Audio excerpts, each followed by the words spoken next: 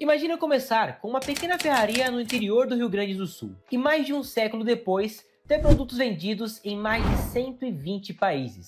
Parece roteiro de filme, mas é a história real da Tramontina. Fundada em 1911 por Valentino Tramontina, um filho de imigrantes italianos, essa marca virou símbolo de qualidade e presença constante na casa dos brasileiros. Ferramentas, móveis, eletrodomésticos, utensílios de cozinha, a Tramontina faz de tudo. E recentemente ela alcançou um faturamento de 10,6 bilhões de reais. Uma trajetória marcada por inovação, trabalho duro e raízes fortes na tradição familiar. É sobre essa história incrível que nós falaremos hoje no Sexta de Negócios. Então se prepara que o vídeo já vai começar.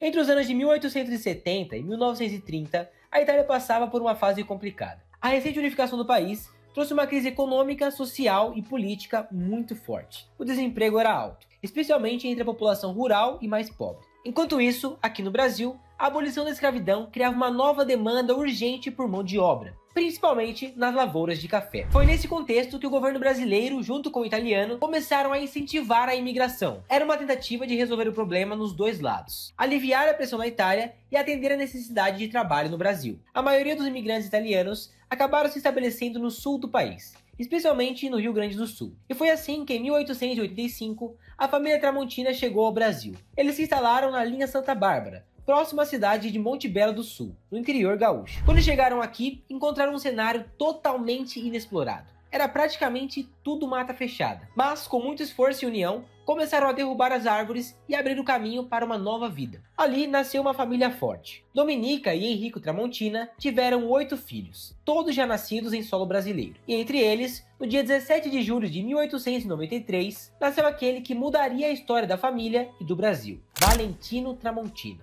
conhecido carinhosamente como Valentim.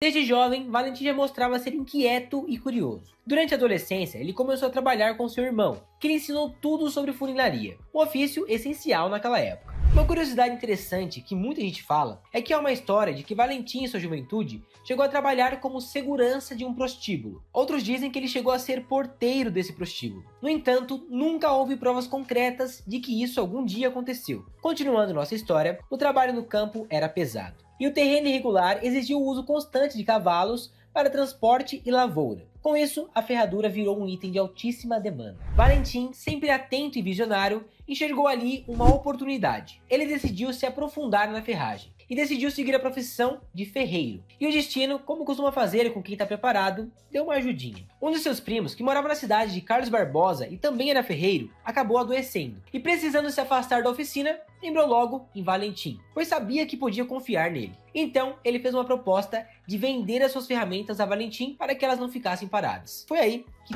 tudo começou a mudar. Esse momento foi a virada de chave na vida de Valentim. Com as ferramentas nas mãos, a experiência adquirida e a vontade de crescer, ele deu o primeiro passo, rumo ao que, anos depois, se tornaria a gigante Tramontina. Com apenas 17 anos, Valentim já tinha dado o primeiro passo na direção de seu futuro. Em 1910, ele decidiu alugar uma pequena casa de madeira na cidade de Carlos Barbosa. E no ano seguinte, em 1911, a oficina finalmente foi aberta. O que Valentim talvez não imaginasse é que aquele ano também traria uma baita sorte. Foi inaugurada a linha de trem que ligava Caxias do Sul a Porto Alegre, e uma estação foi construída justamente em Carlos Barbosa. A ferrovia impulsionou a economia da cidade, atraiu indústrias e facilitou o transporte das mercadorias produzidas no interior até a capital. O cenário estava mais do que favorável. Com a ferraria indo bem, Valentim decidiu chamar seu irmão Luiz para trabalhar com ele. Contratou também outro funcionário. O grande destaque da produção eram as ferraduras, que estavam em alta por causa do uso intenso de cavalos no campo, mas eles também realizavam outros tipos de serviço de ferragem e manutenção. Em 1920, um novo capítulo importante começou na vida de Valentim. Ele se casou com Elisa Seco. E guarda esse nome, porque Elisa não foi somente uma companheira de vida, mas também foi uma mulher de visão que teve papel fundamental na história da Tramontina. Nos anos seguintes, a família cresceu. Em 1921, nasceu Henrique. Em 1923, veio Nilo. E em 1925, chegou Ivo. Mas, o mesmo ano que trouxe o nascimento do terceiro filho, também trouxe dificuldades. O principal cliente da oficina se mudou para Porto Alegre e a queda no faturamento foi imediata. Mesmo assim, o casal não se deixou abater. Valentim e Elisa tinham fé, força e um sonho. E há uma frase que ficou marcada na memória da família naquele tempo difícil. Valentim olhou para a esposa dele e disse convicto de que a oficina deles seria a maior do Rio Grande do Sul e que sua fábrica cresceria além da árvore. Nessa época, o Rio Grande do Sul já era muito influenciado pela cultura dos imigrantes italianos, e não era pouca coisa. Eles ajudaram a moldar o jeito de viver, os costumes, até a alimentação da região. Uma coisa que fazia parte do dia a dia desse povo era o canivete. Eles usavam para praticamente tudo. Cortar comida, fazer pequenos reparos, era um item muito funcional. Muitos desses imigrantes trabalhavam como artesãos, e até produziam seus próprios canivetes. E foi então que Valentim Tramontina, sempre com aquele olhar empreendedor, enxergou uma oportunidade de ouro. Ele pensou, por que não começar a fabricar canivetes também? Mas tinha um detalhe, nem ele, nem o irmão e nem seu funcionário sabiam fazer canivetes. Só que o universo, mais uma vez, deu uma forcinha. A Elisa, esposa de Valentim, tinha um primo que manjava tudo de cutelaria, ou seja, ele era especialista na produção de facas e canivetes, e resolveu ajudar o pessoal da ferraria. Então, em questão de tempo, eles foram pegando o jeito e começaram a produção. Claro que no começo os canivetes não eram lá essas coisas, eles acabavam precisando vender mais barato. Afinal, eles ainda estavam aprendendo, tudo era feito de forma bem artesanal. Pedal, martelo, muito esforço manual, o cabo era feito com chifre de boi e o toque final ficava por conta de Elisa, que fazia todo o acabamento nos cabos com muito capricho. Era literalmente um trabalho de família. Como a ferraria ficava perto da estação de trem, Valentim teve uma ideia. Ele mesmo começou a viajar para divulgar os canivetes. E não demorou muito para a coisa engrenar. Os produtos começaram a fazer sucesso e as vendas só cresceram. Mas o ponto de virada veio em 1930 com um acontecimento inesperado. Uma fábrica de cutelaria que vendia produtos importados e de alta qualidade sofreu um incêndio. Felizmente, ninguém se feriu, mas a estrutura foi para o chão. Valentim viu nisso uma oportunidade e resolveu se oferecer para recuperar o material que havia sobrado do incêndio. Ele passou dias e noites estudando cada detalhe daquelas peças. O formato, o material, os acabamentos, e com isso ele resolveu o problema e ganhou um conhecimento valiosíssimo. Isso deu a ele a base para melhorar ainda mais a produção na ferraria e impulsionar de vez o crescimento do negócio. Felizmente, estava tudo indo bem, e logo o canivete se tornou o item mais vendido pela ferraria Tramontina. Com o passar do tempo, a ferraria dos Tramontina foi ganhando força. Já não era mais só o Valentim batendo ferro com 2 ajudantes. Agora tinham 5 operários trabalhando firme. Muitos deles, inclusive, moravam ali mesmo com a família e faziam todas as suas refeições na casa. E foi nesse novo momento que a produção de facas passou a ser o principal negócio da Tramontina.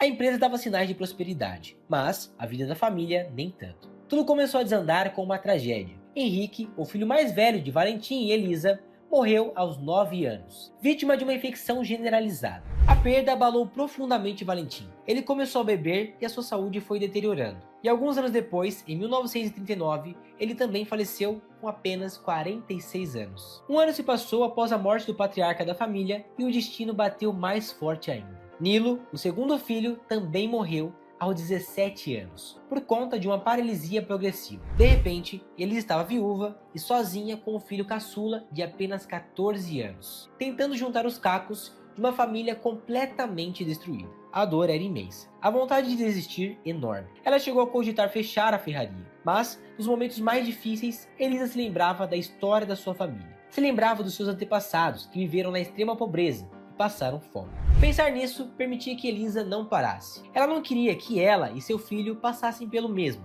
Foi então que ela tomou a decisão de não deixar tudo aquilo morrer. Ela ia seguir mesmo sozinha. E foi o que ela fez. Ela se dedicava por completo à ferraria. Passava o dia inteiro lá, começando antes do sol nascer e muitas vezes ficando até de madrugada na oficina. Nessa época, a empresa já tinha 13 funcionários. E com o marido ausente, as coisas ficaram muito mais difíceis de administrar sozinha. Elisa começou a temer que os funcionários resolvessem ir embora, o que deixaria a situação ainda mais delicada. Para evitar isso, ela decidiu dividir um terreno que tinha em 13 pedaços, um para cada funcionário. Foi uma forma de mantê-los por perto. Muitos deles sentiram que tinham uma dívida com Elisa, e isso acabou influenciando na decisão de ficarem ao lado dela. Elisa era uma mulher muito trabalhadora, e fazia de tudo um pouco dentro da empresa. Ela ajudava na produção, resolvia os problemas do dia a dia e ainda cuidava das vendas. Todos os dias, bem cedo, ela enchia uma mala com facas e canivetes e embarcava no trem com destino a Porto Alegre. Chegando lá, ia de porta em porta, rodava por tudo quanto é canto oferecendo os produtos. E nisso ela era boa de verdade. Ela tinha lábia e o que ela vendia tinha qualidade. Os produtos falavam por si.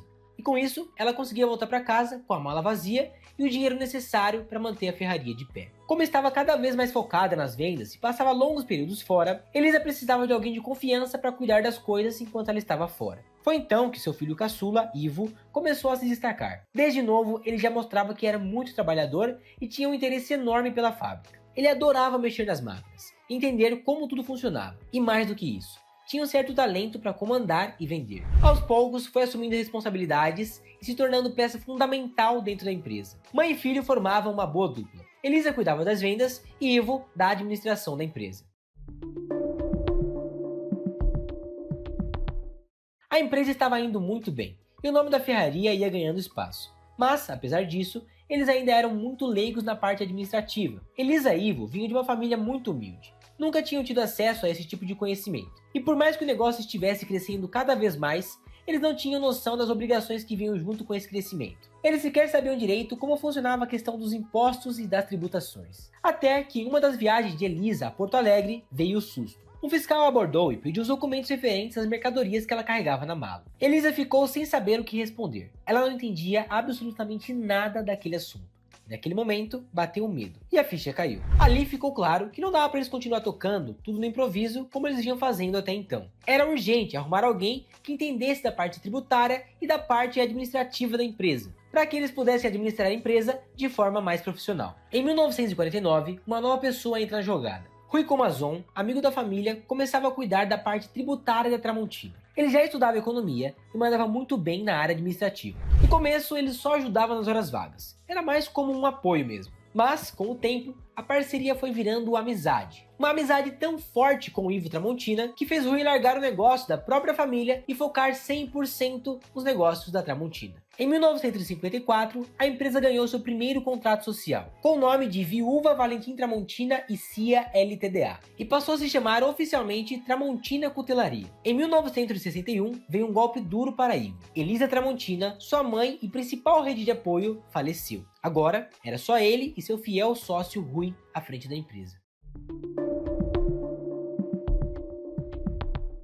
Com o tempo, Ivo e Rui foram se dividindo naturalmente nas tarefas. Ivo, que sempre foi mais próximo dos funcionários, ficou focado na produção, no dia a dia da fábrica. Já Rui, mais ligado à área administrativa, cuidava da parte financeira, organizava as contas e estruturava a empresa por dentro. E foi aí que a Tramontina começou a dar passos maiores. Naquele ano, o Brasil vivia uma fase intensa de industrialização, com o empurrão forte da criação da Companhia Siderúrgica Nacional. Enquanto isso, lá fora, a Europa ainda tentava se recuperar dos estragos da Segunda Guerra Mundial. Esse cenário, por incrível que pareça, acabou sendo favorável para quem queria crescer, e foi aí que os dois aproveitaram a chance. Eles abriram uma nova fábrica focada na produção de facas e canivetes, que já eram os carros-chefe da empresa. Logo depois, veio outra cidade, a Forja Sul, inaugurada em Porto Alegre, especializada na produção de peças forjadas. Um tempo depois, foi necessário que eles transferissem a unidade de Carlos Barbosa, onde tudo começou, para a cidade de Canoas, por problemas relacionados à energia elétrica, que já não dava conta da produção acelerada da Tramontina. A empresa continuou crescendo. Em 63, eles abriram mais uma unidade na cidade de Garibaldi, para produzir ferramentas. E em 1969, criaram sua primeira exportação de facas para o Chile. No ano de 1971, vieram mais novidades. A fábrica agora passou a produzir talheres. Isso começou quando a Tramontina recebeu um lote inteiro de aço inoxidável vindo lá do Japão. Eles não conheciam muito desse material e mal sabiam o que fariam com tudo aquilo. Foi quando um amigo teve a ideia genial de começar a produzir talheres. Com isso, uma nova fábrica foi aberta em Farroupilha. A mente deles era um turbilhão e não parava de produzir novas ideias. Tanto que em 1976, a Tramontina começou a fabricar materiais elétricos, coisas como interruptores e tomadas, e não parou por aí. Em 82, fizeram uma linha voltada para jardinagem e equipamentos agrícolas. E para cada nova aposta, uma nova fábrica era criada. Não era tudo misturado. Cada fábrica tinha metas próprias, como se fossem empresas independentes. Mas tudo passava pelo escritório central, onde Rui e Ivo seguiam no comando. Em 1980, Clóvis Tramontina, filho de Ivo, voltou para Carlos Barbosa, recém-formado em administração pela PUC. Ele decidiu começar a trabalhar na empresa, e logo de cara percebeu que era bom na área de vendas. Não demorou muito para perceber que se a Tramontina quisesse crescer de verdade, precisava se posicionar diferente no mercado. Foi aí que ele teve a grande ideia de começar a vender para o Carrefour. Mas acontece que essa ideia não agradou a todos. A Zafari, que era um dos maiores clientes da Tramontina, não gostou nem um pouco disso. Foi uma ideia bem arriscada, mas no final deu tudo certo. E ele conseguiu fechar um baita negócio. Com o passar do tempo, Clóvis foi mudando as estratégias de vendas da empresa, tomando decisões bem polêmicas para a época. Como por exemplo, vender para o consumidor final, sem passar pelos atacadistas. Um dos maiores desafios foi entrar no mercado do Sudeste, que era e ainda é o mais importante do país. A oportunidade veio com a rede de lojas Mapping, super sofisticada nos anos 80. Depois de várias tentativas, Clóvis conseguiu uma reunião com o diretor de compras da empresa. As propostas foram sendo recusadas uma por uma, até que veio o sim. E o pedido? 10.000 baixelas, em 3 tamanhos diferentes. A Tramontina só fazia um tamanho, e a capacidade de produção da época era muito menor do que a quantidade pedida. Mesmo assim, Clóvis não voltou atrás. Correu a farroupilha e passou o pedido para o diretor da fábrica, que no começo ficou espantado, mas topou o desafio. E o grande salto veio logo depois, com a entrada na rede Pão de Açúcar. A história se repetiu. Um pedido gigantesco que parecia impossível de cumprir. 1.200.000 talheres, o equivalente a 6 meses de produção, para ser entregue em pouquíssimo tempo. Clóvis foi um dos grandes responsáveis pelo crescimento da Tramontina, mas sua ousadia também causou um certo prejuízo para a empresa. Mas com isso, muitos itens acabaram sendo produzidos em quantidades muito grandes e ficaram parados no estoque. Mas o que eles não sabiam é que essa fase difícil viria para o bem. Diante dessa situação, Clóvis teve a ideia de colocar pela primeira vez anúncios na televisão. A ideia inicialmente foi desacreditada pela dupla que comandava a empresa, mas no final deu muito certo, e todos os itens foram vendidos em pouco tempo. O estoque foi zerado. Depois disso, a empresa começou a investir em publicidade. Em 86, a empresa se desafiou a entrar no mercado internacional. A Tramontina ainda era muito pouco conhecida em outros países, sendo mais focada na América do Sul. Nesse ano, a empresa abriu um escritório nos Estados Unidos, chamado de Lasso Corporation of America, que depois mudou seu nome para Tramontina USA. Com isso, eles foram inserindo produtos da Tramontina no mercado americano, e em 1989 eles cumpriram essa meta com sucesso. A empresa finalmente entrou na rede de supermercados Walmart, que era uma das maiores varejistas dos Estados Unidos na época. Nesse ano, a Tramontina passou a ser uma das maiores fornecedoras do Walmart. Em 1990, a Tramontina passou a ser conhecida entre os países da Europa e da Ásia, já que conseguiram fechar negócios com a Costco, que era outra gigante na época. Os produtos da empresa sulista Tramontina já eram conhecidos em países como Coreia, Japão, Espanha e até mesmo na Austrália. A dupla que deu vida a tudo isso já estava há 40 anos à frente da empresa e decidiram que era hora de se aposentarem. Os escolhidos para assumir esse império foram Clóvis, filho de Ivo, que assumiu a presidência, e Eduardo Comazum, filho de Rui, que assumiu a vice-presidência da Tramontina. Infelizmente, a nova geração que estava à frente da empresa tinha muitos conflitos em relação a decisões. Ivo e Rui chegaram a temer a queda da empresa em meio a todo esse conflito. Mas no final das contas, Clóvis e Eduardo conseguiram se entender. E assim como nos velhos tempos, ficou estabelecido que Eduardo, que era formado em engenharia, assumisse a parte administrativa por trás dos holofotes, e Clóvis, que sempre se destacou em vendas, assumisse a cara da empresa e a questão da publicidade. Com isso, a Tramontina seguia sendo uma empresa familiar com capital fechado e com foco na qualidade. Mas nos anos 2000, Clóvis decidiu que era hora de inovar e deixar um pouco a modéstia de lado. Era hora de investir em um setor focado no marketing. Ele começou aos poucos, passando em revistas, jornais e até mesmo em comerciais na TV. A empresa foi ficando cada vez mais e mais famosa, já que seus comerciais passavam na Globo e na Band, originando um bordão que se tornou um meme nos dias de hoje, que eu acho que você deve ter visto pelo menos uma vez na vida. Corte rápido. Faca. É Tramontina. Os anos 2000 representaram um crescimento estrondoso para a Tramontina, mas nessa época havia uma grande concorrente, a China. Como vocês sabem, a China é um país onde a produção é aceleradíssima, por isso é um dos líderes em vendas. Para conseguir acompanhar a concorrência, a Tramontina precisou aumentar ainda mais a sua produção e diminuir o custo dos produtos. Mesmo assim, era difícil competir com a China, e não teve jeito. Eles precisaram recorrer à importação. O ano de 2020, que foi muito desafiador e trágico para muitas pessoas, acabou sendo o ano em que a Tramontina aumentou seu faturamento em 50%. Isso se deu porque nessa época, muitas de suas concorrentes que importavam itens ficaram sem estoque. Já a Tramontina, que sempre fabricou seus produtos e não dependia muito da importação, acabou decolando nas vendas e passando muitos de seus concorrentes. E se você acha que acabou por aí, você está enganado. Clóvis, não contente em ser apenas o empresário responsável por transformar a Tramontina em uma empresa mundialmente conhecida, decidiu também se tornar fundador e presidente da Associação Carlos Barbosa de Futsal, a ACBF, uma das maiores equipes de futsal do mundo. Clóvis acabou deixando a presidência da Tramontina em 2021, deixando seu grande amigo Eduardo no cargo. O pai de Clóvis, Ivo Tramontina, filho caçula do fundador Valentim Tramontina, que lá atrás se manteve firme ao lado de sua mãe Elisa, que havia perdido o marido e 2 filhos, dando o apoio necessário para que a empresa não apenas sobrevivesse, mas se reerguesse, viveu uma vida longa e plena, falecendo em 23 de dezembro de 2017 aos 92 anos, testemunhando a evolução da pequena ferraria de seu pai em uma indústria promissora, sob o comando de seu filho Clóvis. Hoje, o legado Tramontina está nas mãos de Marcos Tramontina, filho de Clóvis e bisneto do fundador Valentim, que assumiu a vice-presidência em 2021, garantindo o legado de 4 gerações. Atualmente, a Tramontina segue sendo líder em seu setor. Seu faturamento já passa de 10,6 bilhões de reais. E a empresa produz mais de 500 milhões só de talheres, 90 milhões de facas,